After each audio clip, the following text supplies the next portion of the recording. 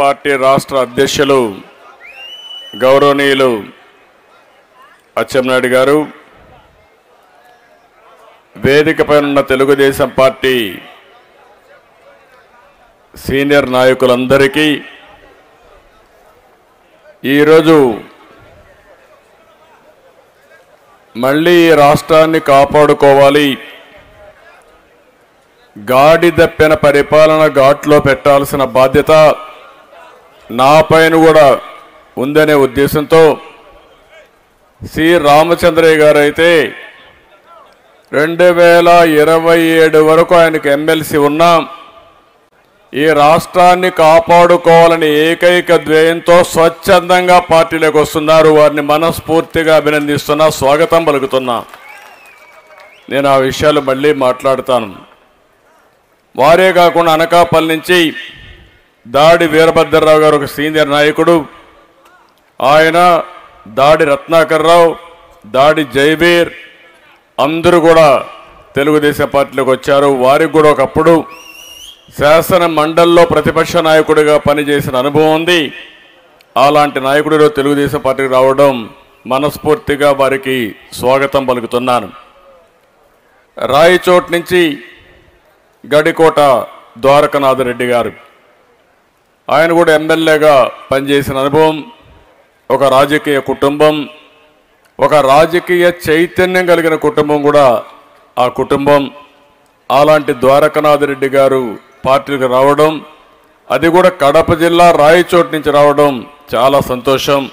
వారిని కూడా మనస్ఫూర్తిగా సాదరంగా పార్టీలకు ఆహ్వానిస్తున్నాను. వీరు కాకుండా మీరు చూస్తే అనంతపూర్ నుంచి డాక్టర్ రాజీవ్ రెడ్డి, యువకుడు, ఉత్సాహవంతుడు, సామాజిక సేవ చేయాలంటే స్పృహ ఉండే వ్యక్తి. అలాంటి వ్యక్తి ఆయన కాకుండా కొన్ని వందల మంది మైనారిటీ సోదరి సోదరులందరూ వచ్చారు. అందరికి కూడా పేరు పేరున పార్టీలకు స్వాగతం పలుకుతున్నాం. వీళ్ళు కాకుండా బాపట్ల నుంచి పిట్ల వేణుగోపాల్ రెడ్డి, వైసీపీ జడ్పీటీసీ. ఈరోజు జడ్పీటీసీగా ఉండి పదవి పోయినా పర్వాలేదు, రాష్ట్రాన్ని కాపాడుకోవాలని పార్టీలోకి వచ్చారు. వారికి కూడా స్వాగతం పలుకుతున్నాం. వీళ్ళు కాకుండా చీరాల నుంచి నక్కల అర్జునరావు రిటైర్డ్ స్పోర్ట్స్ అధికారి, సింగయ్య గౌడు హైకోర్టు న్యాయవాది, పార్వతీపురం నుంచి అనేక మంది సర్పంచులు, మాజీ సర్పంచులు, కౌన్సిలర్లు అందరూ పార్టీలోకి వచ్చారు. వారందరికీ మనస్ఫూర్తిగా మరొక్కసారి మీ అందరి తరపున స్వాగతం, సుస్వాగతం. ఈరోజు మనకు కరెక్ట్గా 100 రోజుల్లో అసెంబ్లీ ఎన్నికలు అయిపోతాయి. అసెంబ్లీ, పార్లమెంట్ 2 ఎన్నికలు అయిపోతాయి. కానీ ఈరోజు ఒక్క విషయం మనం గుర్తుపెట్టుకోవాల్సిన అవసరం ఉంది. రామచంద్రయ్య గారు ఒక 3-4 పాయింట్లు మాట్లాడారు. చాలా స్పష్టంగా తక్కువ సమయంలో ఆయన చెప్పింది మీరు చూస్తే, ఎందుకు ఈరోజు నేను మీ నాయకత్వాన్ని బలపరుస్తున్నాను, ఏం అవసరమో చాలా స్పష్టంగా చెప్పారు. ఇంకొక విషయంలో కూడా ఆయన చెప్పింది మీరు చూస్తే, ఒకవేళ మీరు వచ్చినా ఈ రాష్ట్రాన్ని తిరిగి మళ్ళీ ఘాట్లో పెట్టగలుగుతారా లేదా అని అనుమానం ఉన్నా మీరు తప్ప ఎవరూ చేయలేరని నమ్మకం నాకుందని వారు చెప్పారు. నేను ఎన్నోసార్లు ఒక విషయం మీ అందరికీ చెప్పాను. 45 ఏళ్లుగా రాజకీయాల్లో ఉన్నాను. 72లో మొదటిసారి ఎమ్మెల్యే అయ్యాను. కానీ ఎంతోమంది ముఖ్యమంత్రులు చూశాను. కానీ ఇంత దారుణమైన ముఖ్యమంత్రిని, ఇంత దారుణమైన పరిపాలన నేను ఎప్పుడూ చూడలేదు. వారు చెప్పినట్టు 12 లక్షల కోట్ల రూపాయలు అప్పు తీసుకొచ్చారు అంటే ఆషామాషి కాదు. రెండో పక్కన మీరు ఒక్కసారి ఆలోచిస్తే అభివృద్ధి బాగా కుంటుపడిపోయింది. వారు ఒక మాట చెప్పిన దాని ప్రకారం 75 సంవత్సరాలుగా అభివృద్ధి చేసిన వ్యవస్థల్ని, ఒక ఇన్స్టిట్యూషన్ బిల్డప్ చేయడం చాలా సమయం పడుతుంది, దాన్ని ఇమ్మీడియట్గా విధ్వంసం చేయడం చాలా ఈజీ. అదే జరిగింది ఈరోజు. ఒక్క వ్యవస్థ కాదు, ఒక రోడ్ల వ్యవస్థ అధ్వానమైన పరిస్థితి. ఒక అగ్రికల్చర్ వ్యవస్థ ఎక్కడికి పోయిందో మనకే అర్థం కాదు, దాని అడ్రస్ కూడా లేదు. ఒక వెటనరీ కానీ ఇంకో ఒక విద్యా వ్యవస్థ కానీ వైద్యం కానీ అన్నీ కూడా దెబ్బతినే పరిస్థితికి వచ్చాయి. అంటే ఎప్పుడు కూడా వ్యవస్థలో పర్ఫెక్ట్గా ఉండి ఆ వ్యవస్థలు నడిపించే వ్యక్తులు సమర్థవంతమైన వ్యక్తులుంటే దాని ఫలితాలు సామాన్య ప్రజానీకానికి అంతాయి. ఈరోజు మీరు చూస్తూ ఉంటే స్కూల్ బిల్డింగ్లు రంగులేయడం అభివృద్ధి కాదు, ఆ విషయం మీరు గుర్తుపెట్టుకోవాలి. అందులో చదువుకున్న విద్యార్థి మేధావిగా తయారై బ్రహ్మాండమైన ఉద్యోగం వస్తే అదే నిజమైన విద్యాభివృద్ధి. అది తెలుగుదేశం పార్టీ చేసిన విధానం. ఈరోజు వీళ్ళు ఏం చేస్తున్నారు? రంగులు కొట్టి పై మెరుగులు దిద్ది ఇదే నిజమైన అభివృద్ధి అని గొప్పలు చెప్పుకుంటున్నారు. సంక్షేమ కార్యక్రమాలు మాట్లాడుతున్నారు. ఈరోజు సంక్షేమ కార్యక్రమాలన్నీ ఇంత మునుపు కూడా ఇచ్చాం. నేనున్నప్పుడు 100 సంక్షేమ కార్యక్రమాలు ఇచ్చాం. అన్ని కార్యక్రమాలు రద్దు చేసి కడాన ఒకప్పుడు స్కాలర్షిప్లు 16 లక్షలు 18 లక్షలకు ఇస్తే ఇప్పుడు విద్యా దీవెన అనే పేరు పెట్టి 10 లక్షలు కుదించి దానికి బటన్ నొక్కి వాళ్ళ పేపర్లో ఫుల్ అడ్వర్టైజ్మెంట్ వేసుకుంటే ఇది అభివృద్ధి కాదు. పిల్లలు చదువుకోలేరు. ఈ రాష్ట్రంలో చదువుకోవాలి అనుకునే ప్రతి ఒక్క విద్యార్థికి అవసరమైతే పోస్ట్ గ్రాడ్యుయేషన్ కాదు, విదేశాల్లో కూడా చదువుకునే అవకాశం కల్పించినప్పుడే నిజమైన విద్యాభివృద్ధి. అదే తెలుగుదేశం పార్టీ చేశాం. విదేశీ విద్య కింద తెలివైన పిల్లలకి 15 లక్షల రూపాయలు ఆర్థిక సహాయం చేసిన పార్టీ తెలుగుదేశం పార్టీ అని చెప్పి నేను మీకు తెలియజేస్తున్నా. ఈ వ్యవస్థే కాదు, ఇటీవలే మనం చూస్తే భయంకరంగా ఎమ్మెల్యేలు ట్రాన్స్ఫర్లు చేసేస్తున్నారు. నా జీవితంలో నేను ఎప్పుడు కూడా ఇది వినలేదు. ఒక ప్రజా జీవితం అనేది పవిత్రమైంది. రాజకీయాల్లోకి ఎందుకు వస్తారంటే ప్రజలకు మేలు చేయాలి, ప్రజా జీవితాల్లో మార్పు తీసుకురావాలి. అదే మరిగా మనం ప్రజలకు మెరుగైన సేవలు అందించి ఒక జవాబుదారీ పరిపాలన తేవడానికి ప్రజాప్రతినిధులుగా వస్తారు. అధికార యంత్రాంగం ఉంది, పనులు చేయడానికంటే వాళ్లే సరిపోతారు. కానీ ప్రజాప్రతినిధి అనేవాడు ఒక ఆదర్శవంతమైన జీవితాన్ని గడుపుతూ తద్వారా ప్రజల్ని ప్రభావితం చేసే ఒక శక్తివంతమైన నాయకుడిగా తయారు కావాలి. ప్రజలను లీడ్ చేయాల్సిన అవసరం ఉంది. అతనే ప్రజాప్రతినిధి.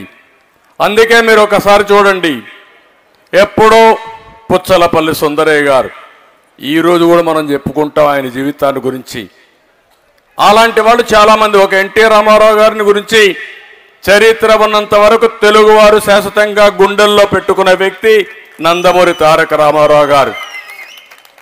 ఆయన ఏం చేశారని మీరు ఒక్కసారి ఆలోచిస్తే 60 సంవత్సరాల తర్వాత రాజకీయాల్లోకి వచ్చాడు. ఆయన జీవితం ఒక ఆదర్శంగా. ఆయన ఏం ఉద్యోగం కోసం రాలేదు, పదవి కోసం రాలేదు, డబ్బుల కోసం రాలేదు. కానీ 60 సంవత్సరాల తర్వాత ఆలోచించి నన్ను ఇన్ని సంవత్సరాలుగా ఆదరించిన ప్రజలకు సేవ చేయాలి, రాజకీయాల్లో అయారాం గయారములు కాకుండా ఒక నీతివంతమైన రాజకీయం చేయాలని రాజకీయాల్లోకి వచ్చి రాజకీయాలకే నూతన నిర్వచనం చెప్పిన ఏకైక వ్యక్తి నందమూరి తారక రామారావు గారు. అందుకే నేను ఆ మాట అన్నాను. ఒక పక్క సంక్షేమం, ఒక పక్క అభివృద్ధి, ఇంకో పక్క ఒక పద్ధతి ప్రకారం రాజకీయం చేసిన వ్యక్తి. ఈరోజు నేను చూస్తూ ఉంటే నాకే అర్థం కావడం లేదు, నేను ఎప్పుడు ఊహించలేదు. ఒకసారి ఒక ఎమ్మెల్యే 5 ఏళ్ళు కష్టపడతాం. ఎందుకు కష్టపడతాం? 5 ఏళ్ళు మళ్ళా తిరిగి ఎన్నిక కావడానికి కష్టపడతాం. ఇప్పుడు 5 ఏళ్ళు వీళ్ళు ఎంజాయ్ చేశారు. ఎక్కడ ఏది కనపడిస్తే దోచేసుకున్నారు, ప్రజల్ని హింసించారు. మామూలు కాదు, రాక్షసుల మారిగా నా చరిత్రలో ఎప్పుడు చూడలేదు. కానీ మాట్లాడితే వాడి మీద దాడి, వాడి మీద కేసు. ఎక్కడ చూసినా దందాలు, ఇసుక దందా, మద్యం దందా, రౌడీయిజం, రౌడీ మామూలు అన్నీ చేసేశారు. ప్రజలు వీళ్ళని అసహించుకుంటున్నారు. అసహించుకుంటే ఇప్పుడు జగన్మోహన్ రెడ్డి గారి కొత్త ఆలోచన వచ్చింది. ఆ ఆలోచనే ఎమ్మెల్యేలని మంత్రుల్ని ట్రాన్స్ఫర్లు చేసేయడం. అంటే మీరందరూ ఎప్పుడన్నా మీరు కూడా రాజకీయాల్లో ఓట్లు వేశారు, ఎప్పుడన్నా విన్నారా ఇది? ఎప్పుడన్నా కని ఇని ఎరుగా మనకు తెలుసా ఇవి? అంటే ఏంటిది అరాచకం ఏంటో నాకు అర్థం కాలేదు.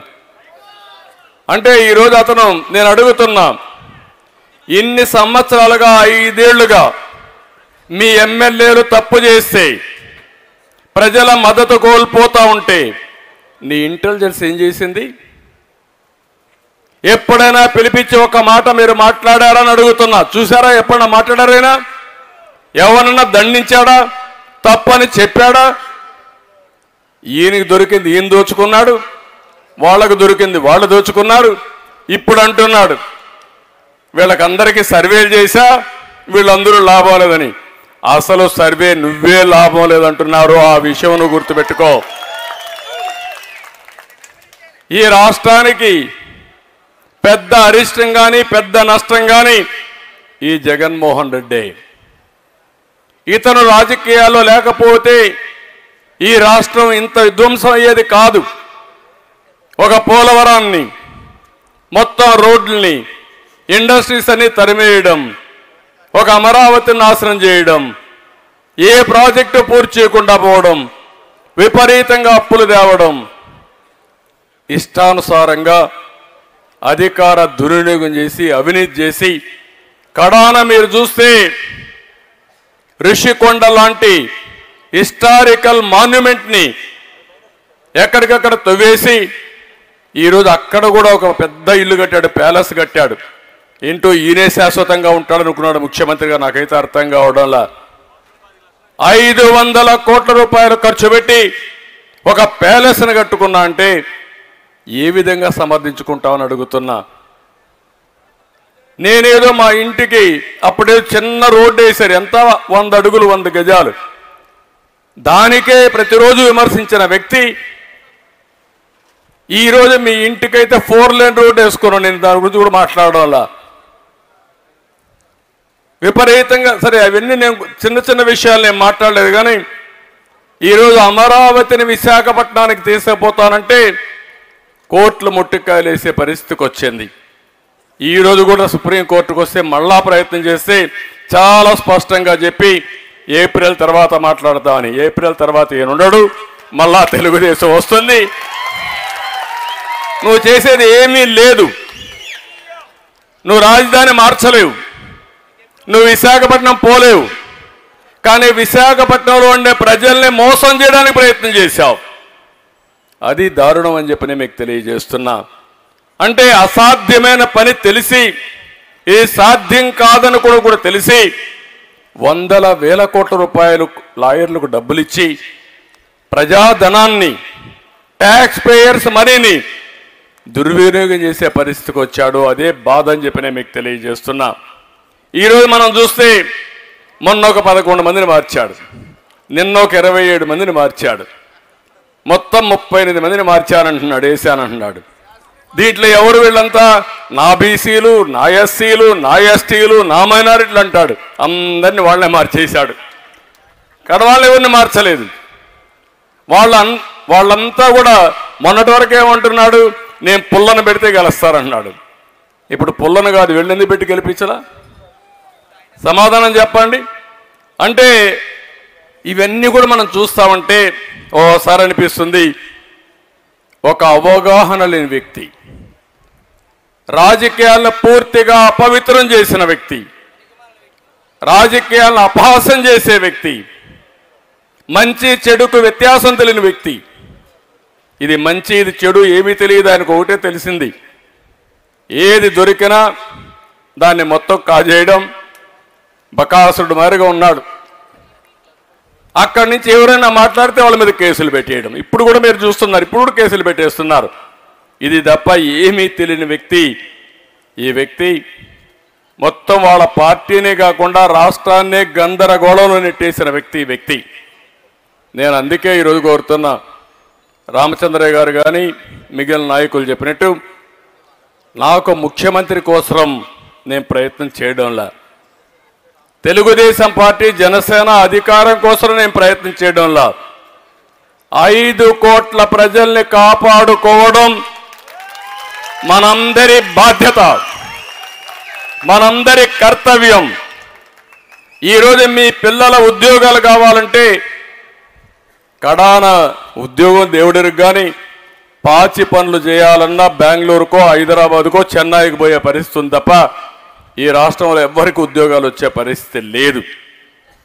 ఇలాంటి పరిపాలన మళ్ళా కంటిన్యూ అయితే ఒకటే చెప్తున్నా, ఈరోజు ఎంత భయంకరమైన పరిస్థితి అంటే ఈ రాష్ట్రానికి ఎవరన్నా రావాలన్నా భయపడిపోతున్నారు. 30 ఏళ్ళు 40 ఏళ్ళు కష్టపడి సంపాదించిన సంపాదన ఆస్తుల్ని ఒక పోర్ట్ కావచ్చు, ఒక ఆస్తి కావచ్చు, ఒక ఇండస్ట్రీ కావచ్చు, ఇవన్నైనా మెడ మీద కత్తి పెట్టి వాటా రాసిస్తావా సస్తావా అంటే రాసిచ్చేసి ప్రాణం ఉంటే బలిసాగు దీని బతకచ్చని పారిపోయే పరిస్థితికి వచ్చారంటే ఈ రాష్ట్రంలో ఎవ్వడికి రక్షణ లేదు. నిన్ననే విశాఖపట్నంలో ఒక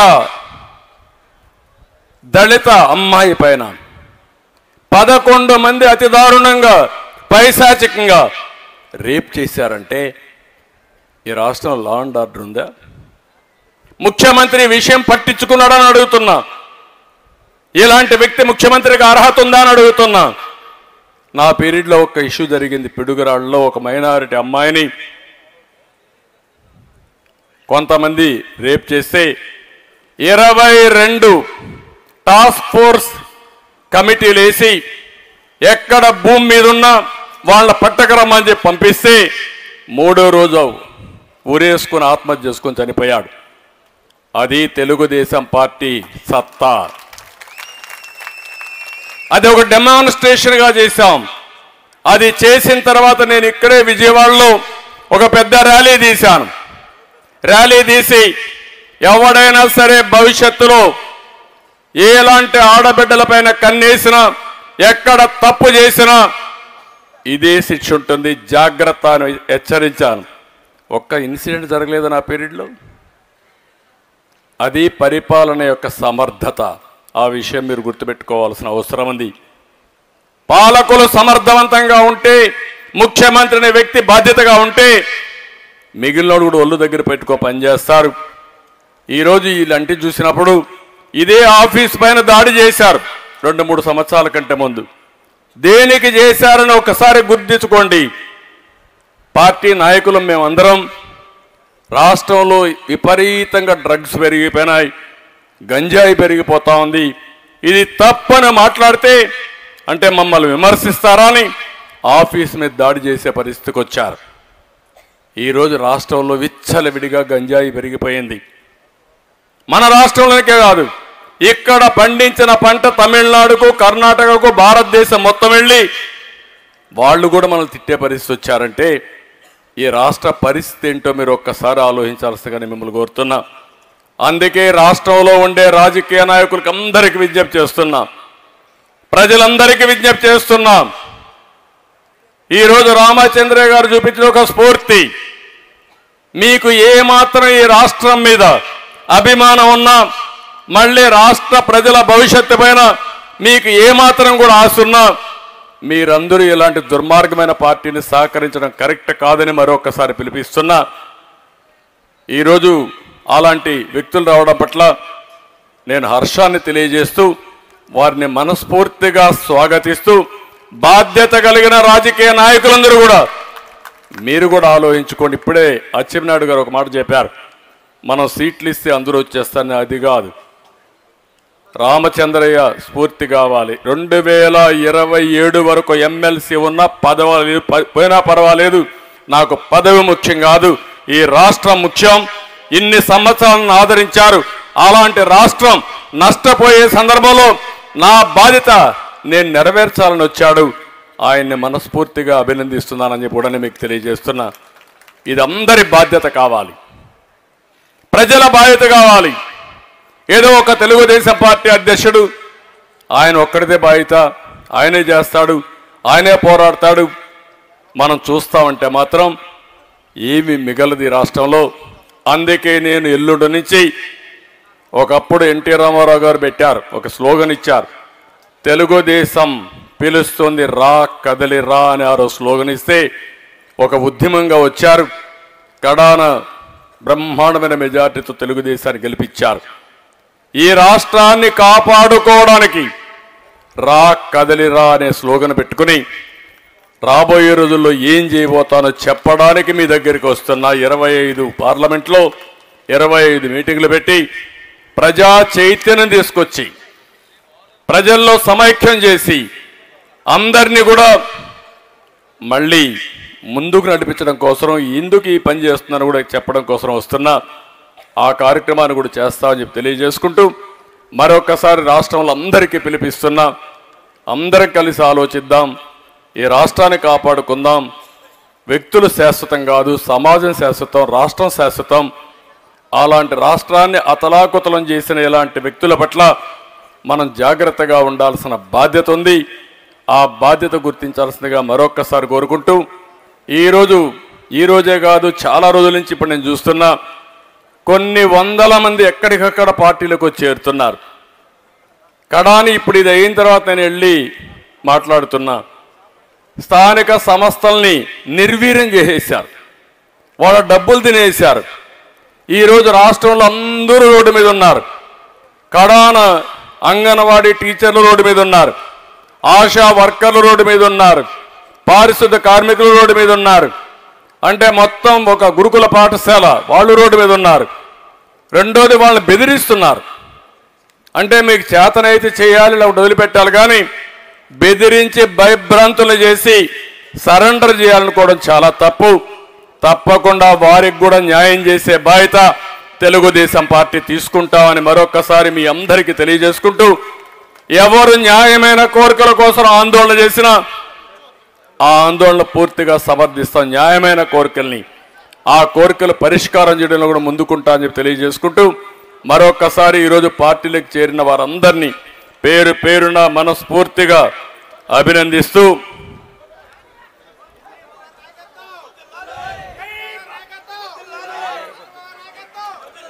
అదే మరిగా ఈరోజు వీరభద్రరావు గారు కూడా నేను చూశాను. ఆయనైతే ఒకరోజు కాదు, ఒక నీతి నిజాయితీగా ఆయన రాజకీయం చేశాడు. చాలా సమర్థవంతంగా కూడా నేను చూశాను. ఒక క్యారెక్టర్ మెయింటైన్ చేసి చాలా సింపుల్గా ఉండి వారు రాజకీయాలు నిర్వహించారు. అలాంటి వ్యక్తి కూడా మళ్ళీ తిరిగి తెలుగుదేశం పార్టీ చేరడమే కాకుండా వారి అనుభవాలు కూడా వారు షేర్ చేసుకోవడం జరిగింది. వారిని కూడా మనస్ఫూర్తిగా అభినందిస్తూ, ఇంకొక పక్కన చీరాల నుంచి మొత్తం ఎంఎం కొండయ్య గారు ఆధ్వర్యంలో ఒక 100 మంది చేరారు. నేను మునిపే చెప్పాను, ఒక 30 మంది ఆర్ఎంపీ డాక్టర్లు, మైనారిటీ సెల్ నుంచి ఒక 40 మంది, వయస్సు ప్రముఖులు 10 మంది, రెడ్లో ఒక 15 మంది, ఇతరులు కూడా ఒక 35 మంది వచ్చారు. వారందరినీ మనస్ఫూర్తిగా అభినందిస్తూ స్వాగతం పలుకుతూ అందరికీ నమస్కారాలు. జై హింద్, జై తెలుగుదేశం.